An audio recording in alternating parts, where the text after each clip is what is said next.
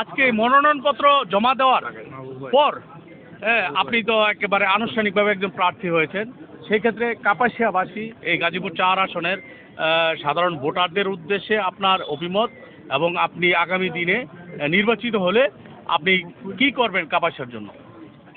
ধন্যবাদ। আজকে আনুষ্ঠানিকভাবে বিএনপি মনোনীত প্রার্থী হিসেবে ধানের শীষের প্রার্থী হিসেবে আমি আজকে মনোনয়নপত্র জমা দিলাম সরকারি রিটার্নিং অফিসার তথা ইউনিয়নের কাছে। কাপাসিয়াবাসীর কাছে আমার উদাত্ত আহ্বান, আসেন 17 বছরের যেই ফ্যাসিস্ট সরকারের নিপীড়ন, যে নির্যাতন আমরা সবাই হয়েছি, সেটার জবাবদিহি আমরা ব্যালটের মাধ্যমে আগামী 12 ফেব্রুয়ারি ধানের শীষের পক্ষে ভোট দিয়ে, এটা হলো আমার কাপাসিয়াবাসীর প্রতি উদাত্ত আহ্বান।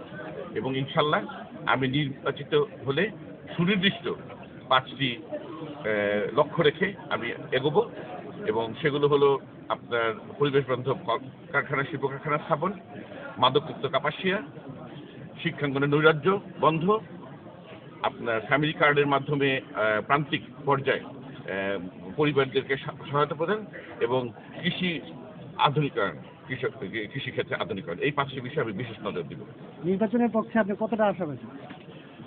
দেখুন, আমি আগেই বলেছি, আমাদের ভারপ্রাপ্ত চেয়ারম্যান জনাব তারেক রহমান সাহেব 25শে ডিসেম্বর বাংলাদেশে এসেছেন, এবং যত জল্পনা কল্পনা ষড়যন্ত্র সব ছিন্ন বিচ্ছিন্ন করে উনি এখন দেশে নেতৃত্ব দিচ্ছেন, সরাসরি নেতৃত্ব দিচ্ছেন জাতীয়তাবাদী শক্তিকে, এবং দেশে বিএনপি তথা জাতীয়তাবাদী শক্তির যেই আদর্শের যেই জোয়ার এসেছে, ইনশাল্লাহ আমরা যারা ধানের শীর্ষের প্রতীক নিয়ে আমরা জনগণের কাছে যাচ্ছি, অভূতপূর্ব সাড়া পাচ্ছি।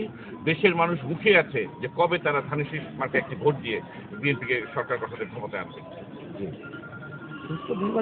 থেমে নেই, তবে দেশের জনগণ, আপামর জনগণ ঐক্যবদ্ধ এবং জাতীয়তাবাদী শক্তির পতাকা তলে সবাই এখন একত্রিত হওয়ার জন্য মুখিয়ে আছে 12 ফেব্রুয়ারি নির্বাচনে ভোটের মাধ্যমে। কাজেই আমরা আশঙ্কা করছি যে ফ্যাসিস্ট যারা নাকি এই দেশ ছেড়ে পালিয়েছে, আওয়ামী লীগ, এবং এদেশে যারা উগ্রবাদী, এই দুজন মিলিত হয়ে দেশে অরাজকতা সৃষ্টি করতে পারে, যেন নির্বাচন না অনুষ্ঠিত হয়।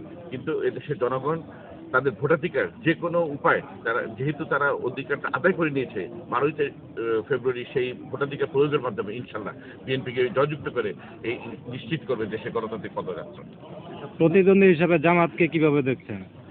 দেখুন, আমাদের প্রতিদ্বন্দ্বী হিসেবে আছে জামাত ইসলামী সহ আরো অনেক দল আছে, সবাই জনগণের কাছে যাচ্ছে, আমরাও যাচ্ছি জনগণের কাছে। তবে আমরা যেভাবে সাড়া পাচ্ছি, যেহেতু তারা আমাদের সরাসরি প্রতিদ্বন্দ্বী, এখানে তাদের ব্যাপারে আমি কোনো রকমের মন্তব্য করব না।